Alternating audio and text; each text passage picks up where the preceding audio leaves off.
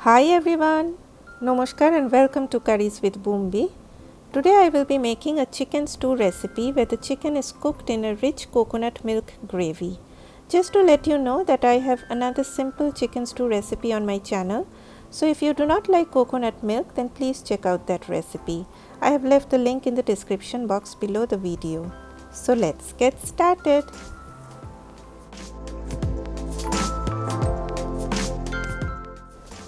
Cut one large potato into fairly large pieces. Cut one large carrot. I have used one green chili, but you can leave it out if you choose to. Dice one large onion. Here I have taken 4 cloves of garlic. Let me share a tip with you. If you put your garlic cloves in water for a few minutes, then it will be very easy to peel them. Just give a whack with your knife and see how easily the peel comes off. I feel it saves a lot of my time. Today I will be using a mortar and pestle. You can do this in a blender as well. Here I have peeled and chopped a 2-inch piece of ginger. Then pound away. I didn't make it too pasty as everything will go into the pressure cooker. Here I have taken a can of coconut milk. Shake it very well before opening. Then take 2 containers and divide the coconut milk equally in them. Fill up half of the can with water and add it to one of the containers. So this one will be a thin coconut milk and the other one is the thicker milk.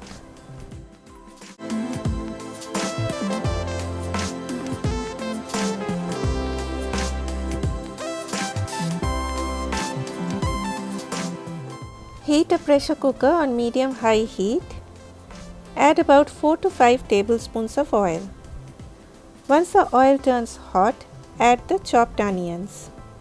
Stir for a minute, then add the crushed ginger, garlic and green chili. Stir for a few seconds, then add the chicken. I always prefer using bone-in chicken pieces for making a stew as the gravy turns more flavorful. Stir on medium-high heat till the chicken becomes pale in color. Now in goes the potatoes and carrots. Then I added 2 teaspoons of salt and a teaspoon of coarsely crushed black pepper. Mix everything very well. I felt the bottom of my pan was getting a bit dry, so I added little more water.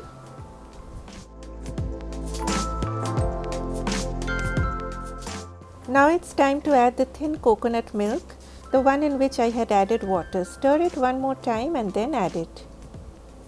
Add a few curry leaves and then it's time for the pressure cooker to do the job. Close the lid and keep it on high heat. Once it comes to full pressure, reduce the heat to low and pressure cook it for 20 minutes.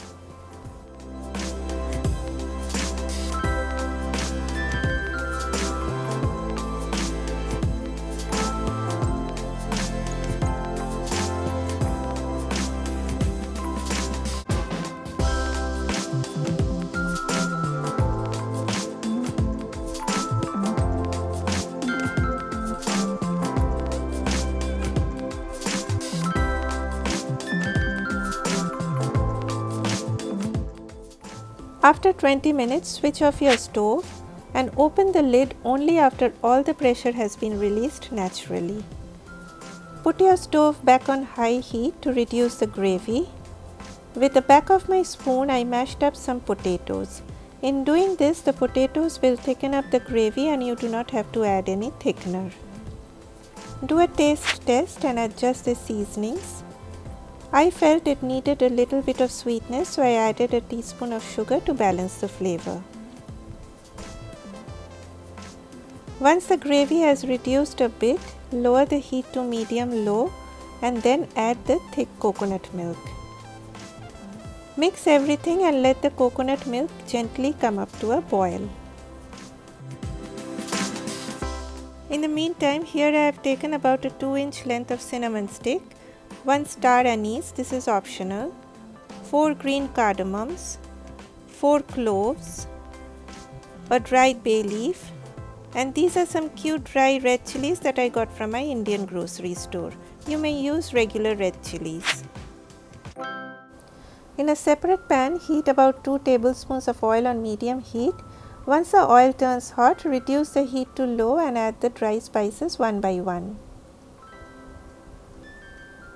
Fry them for a few seconds. Now it will be a bit dramatic as I will be adding the curry leaves. Stand a little away from your pan as the oil splutters once you add the leaves. Immediately add these spices to the stew. Squeeze about a tablespoon of fresh lime juice, and I added a few more curry leaves. Now curry leaves are optional, but if you happen to get them, then please use, as they impart a lovely flavor to the stew. Serve this with bread, roti or rice. Please check out my other recipes as well, and if you are new to my channel, please consider subscribing. Eat healthy and stay healthy. Bye bye.